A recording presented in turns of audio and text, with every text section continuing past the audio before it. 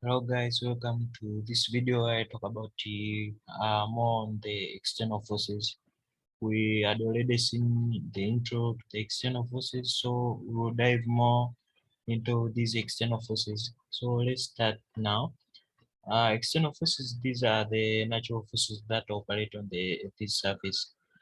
The forces mainly act on the Earth's crust or close to the surface of the Earth. Often the features produced by these forces are seen on the surface of the Earth, which you can see them daily. Example include mountains, volcanoes, moraines, valleys, and the others. So let's start seeing the forces, these external forces which affect on the Earth's surface. The first one is the mass wasting. Mass wasting can also be known as the slope movement or mass movement. So what is this mass wasting? Basically, mass wasting is the movement of the weathered materials downslope due to the gravitational forces accompanied by the lane action. So the movement of the materials, example, soil, sand, and the small rocks downslope, it means to down the inclined place due to the gravitational forces accompanied by other weathering agent, example rain. Now let's see the types of mass wasting. Mass wasting can be categorized or grouped into two types. The first one is the slow mass wasting and the second one is the rapid mass wasting. Starting with the first one, slow mass wasting. This is the movement of soil at a very slow speed, water acting as the lubricant. So when we talk about slow mass movement, you can definitely see from the its term slow mass movement. It means that there is a slow movement of the particles at a very slow speed uh, near a slope. Now, the slow mass wasting can be categorized into several types. Uh, these are as follows. The first one is the soil creep. Soil creep. This is the is the slow movement of the soil downhill after it gets soaked by water. So when the soil that is maybe in a slope, when it is soaked by water, the water may be due to the rainfall. Now the movement of the soil particles downhill is what we call the soil creep. So this process is very slow, and its evidence is provided by the tilting of the trees and the falling of buildings and fences. So you can definitely see its effect as in a slopy place. You might see the trees have been tilted to the other side facing downward. So the soil creep is activated by any process that loosens the soil. So it could be either rainfall or wind, making it easier to move gradually down the slope. Now the following are just of the few factors that influence the soil creep. The first one is the alternate heating and the cooling of the soil particles. The alternate heating and cooling disturbs the particles in the soil, causing them to be very loose and be able to be flowing down the slope. The second one is the freezing of water in the soil, causing frosty heaving. Uh, the freezing causes the particles to be disturbed, but when they start melting, the particles will be loose for the action of the slow movement down the slope.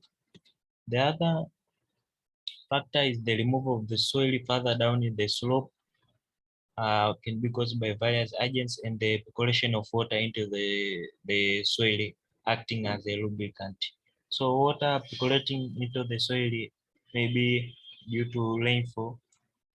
Uh, it can act as a lubricant to loosen the particles, making them to flow downhill.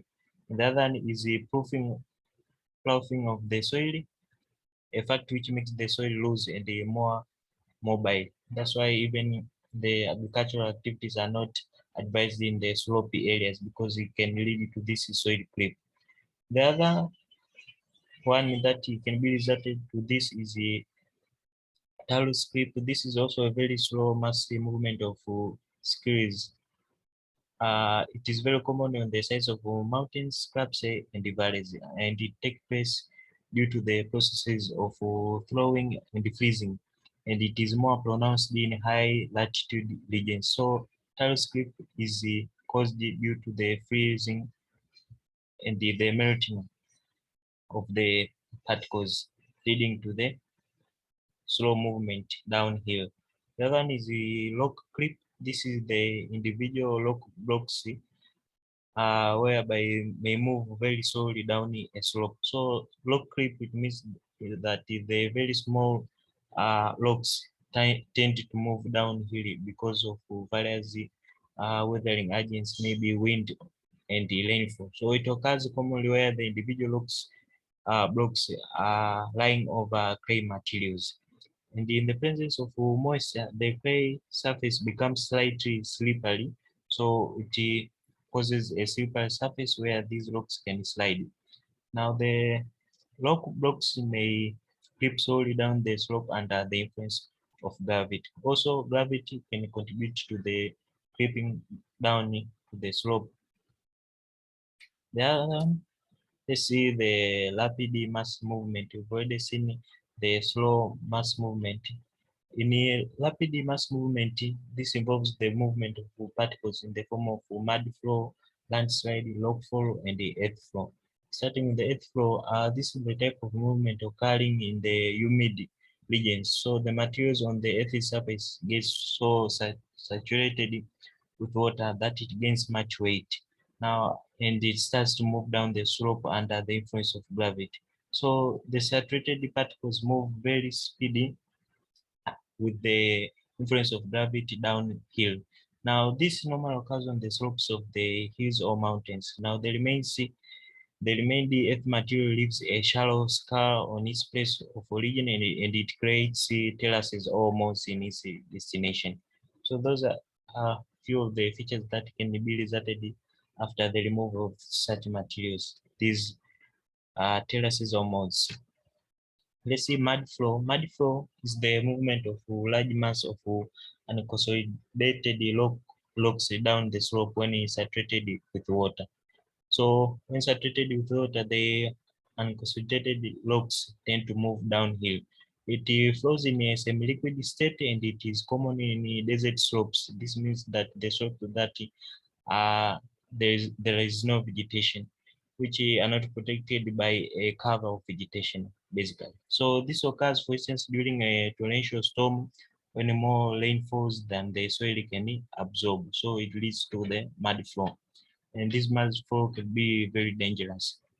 The other one is the landslide. This is the rapid movement of the surface rocks in the soil down a steep slope, such as cliff face. So is the example of this cliff face is the example of a landslide where there's a rapid movement of these surface rocks.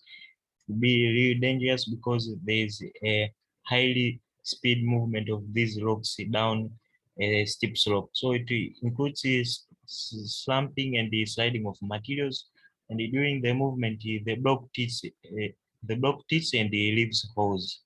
Now it is common in a way join the limestone rocks, shale or clays. And now the common forms of landslides are such as the slump, debris slide, rock slides, rock fall, debris fall, and the avalanche. So those are just of the few of the common forms of landslides. The other one is the rock fall. This is the free falling of a single mass of a rock, commonly on a steep slopes of a mountain or along scarp slopes of the sea. So this is the most rapid of all mass movements because it is very quick and rapid, as you can not even notice it before. So if a rock falls occurs repeatedly for a long time, the broken rocks collect at the bottom of the slope in a mode called the talus. So it forms some kind of other features down when there is a collection of these broken rocks. Hope it's clear, guys. Thank you for listening. We've talked about this mass wasting. There are two types, slow and the rapid movement. Thank you for listening.